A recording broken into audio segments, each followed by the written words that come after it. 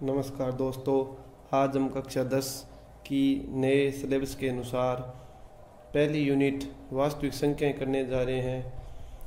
अब जो कि 2021-22 से आरबीसी की 10वीं क्लास की किताबें चेंज हो गई है। अब हमारे एनसीईआरटी बोर्ड लागू हो गया है।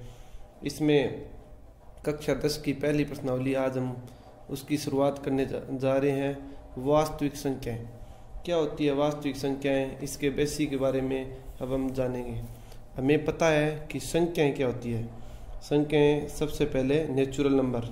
संख्याएं बनती है अंक से। अंक स्टार्ट होता है 1, 2, 3, 9 तक आपने पढ़े होंगे। उसके बाद एक अंक 0 भी होता है और 1, 0 यानी 10। दो अंकों से क्या बनती है, एक संख्या बनती है।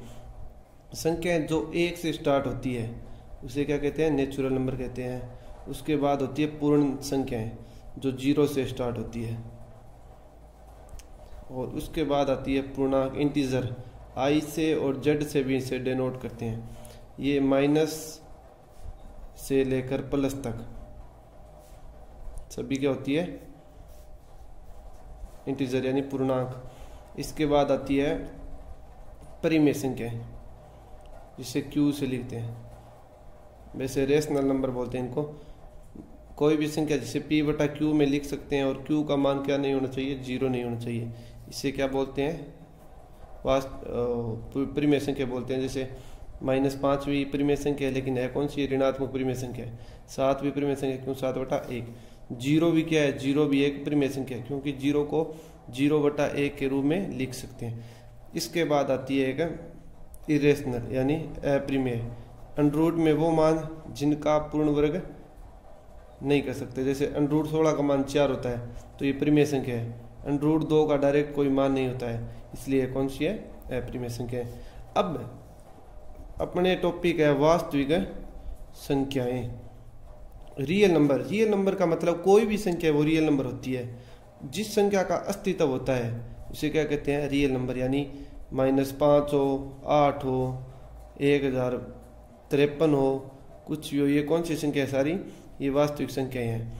अपने को कक्षा 10 में पहले जो यूनिट की स्टार्ट करने जा रहे हैं वो है वास्तविक संख्या। इनमें हमें क्या क्या पढ़ना है, इसमें हमें मैथ्स है ज्ञात करने। विधि अलग है, बाकी मैथ्स है आपने 6ठी 7वीं 8वीं 9वीं सभी क्लासों में पढ़े हैं। अब अपने मैथ्स से की विधि अलग हो गई।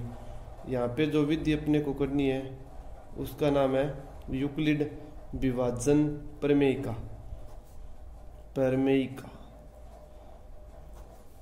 आपको पता है, जैसे कोई एक संख्या में अपने दूसरी संख्या का भाग देते हैं तो भाग है, जैसे 3 का भाग 5 में दे रहे हैं तो 3 का पढ़ा एक बार पढ़ा, 3 एकम 3, शेषफल आ गया 2। ये क्या होता है, शेषफल है।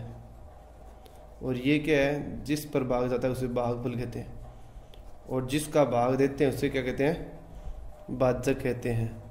और जिसमें भाग दिया जाता है उसे क्या कहते हैं, भाज्य।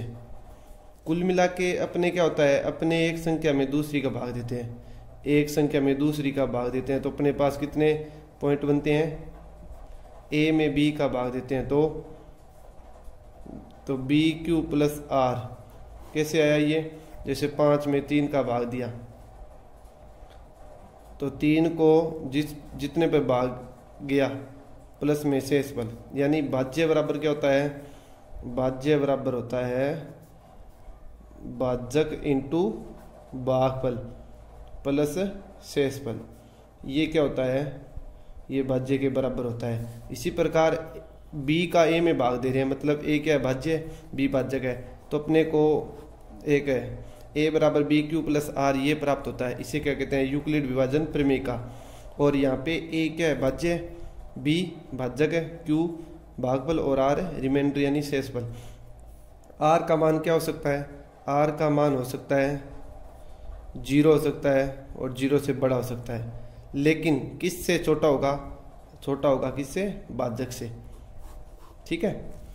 अब हमें इनकी सहायता से क्या करना है, मैथ से ज्ञात करना है। ये कैसे होगा, अपने को ये सूत्र तब तक लगाते रहना है जब तक कि शेषफल क्या ना जाए, 0। शेषफल क्या ना जाए, 0। जब शेषफल 0 आ जाता है तो उस स्थिति में हमारा मैथ है वह होता है जिसका भाग देते हैं, यानी भाजक। जैसे अपने को 15 9 का मैथ ज्ञात करना है, तो 15 में 9 का क्या देंगे, भाग। पहले अपने तरीके से करते हैं, उसके बाद आपको दूसरा तरीका बताएंगे। 9 का 15 में भाग दिया, 9 एकम 9, बच गए 6। अब 6 का भाग किस में देंगे, 9 में। 6 एकम 6, बच गए 3। 3 का भाग किस में देंगे, भाग जो शेषफल बचता है उसका भाजक में दिया जाता है। 6 में 3 दूनी 6, शेषफल आ गया 0। तो अपने पास शेषफल 0 आ गया। कौन सी स्थिति में, मतलब शेषफल 0 कब आया, जब किसका भाग दिया, 3 का, मतलब भाजक 3। ये हमारा क्या है, मैथ है। ये अपने को यूक्लिड विभाजन परिमेय के रूप में लिखना है। जैसे 15 में 9 का भाग एक बार गया, शेषफल आया 6। अब 6 का भाग देना है 9 में, तो 6 एकम 6, शेषफल कितने आ गए, 3। अब शेषफल का भाग देना है किसमें, भाजक में। 3 दूआ 6, शेषफल यहाँ क्या आ गया, 0। यहाँ पे शेषफल 0 आ गया। कौन सी कंडीशन में आया, जब भाजक कितना था, 3। भाजक कितना था, 3। तो हमारा मैथ है क्या आएगा, 3, यानी HCF क्या आएगा अपना, 3, हाईएस्ट कॉमन फैक्टर। अब अपने अभाज्य गुणनखंड विधि से निकालें तो भी उत्तर कितना आएगा, 3 आएगा। अपने को अब 10वीं क्लास में कौन सी विधि यूज करनी है, यूक्लिड विभाजन परिमेय A बराबर BQ प्लस R। 15 9 कौन सी भी बड़ी हो संख्या, चाहे कितनी भी बड़ी, उसका मैथ है कौन से तरीके से निकालेंगे, यूक्लिड विभाजन प्रमेय का। और इस सूत्र से हमें मैथ वाले एक पेपर में एक सवाल आए तो अपने को गलत नहीं करना है, क्योंकि ये बहुत ही इजी मेथड है। मैथ से ज्ञात करना है तो अपने कौन सा मेथड, यूक्लिड विभाजन।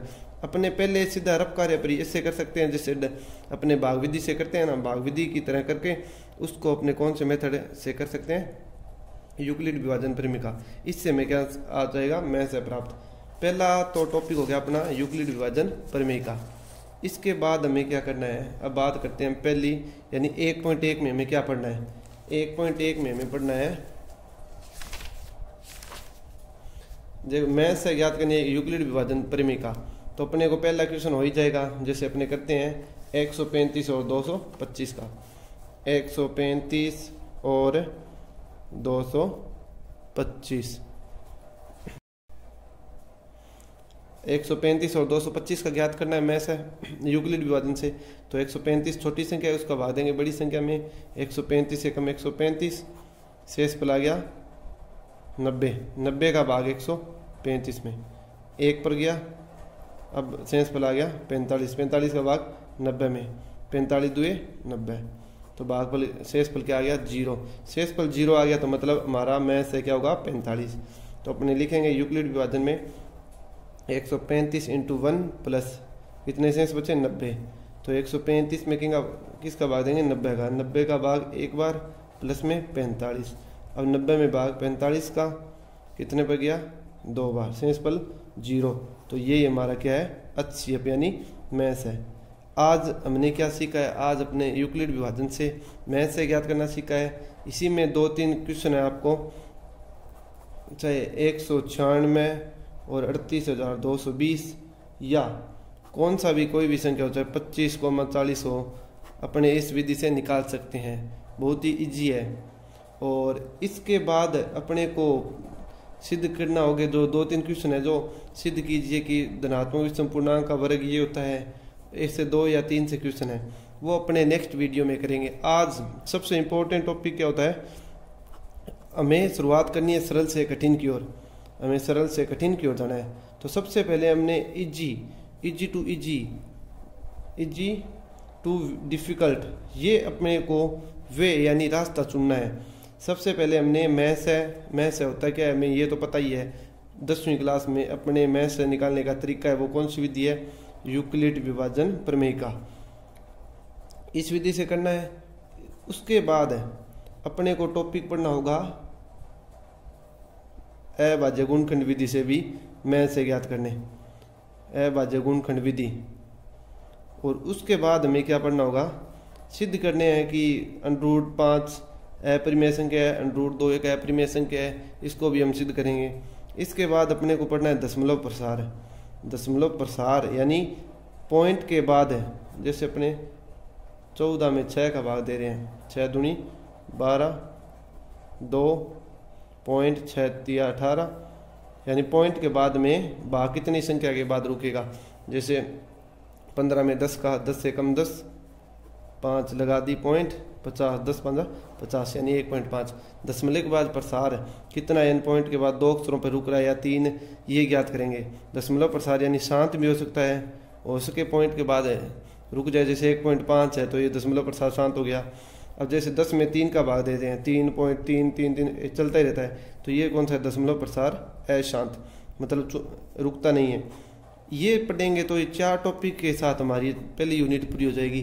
तो अपने को इस यूनिट बहुत ईजी है, बढ़िया तरीका से समझना है और इसके क्वेश्चन करने हैं। और आपको कोई दिक्कत हो तो कमेंट बॉक्स में कमेंट कर सकते हैं और समझा देंगे सब। आज हमें क्या करना था, यूक्लिड विभाजन परिमेय से मैं से ज्ञात करना, ठीक है।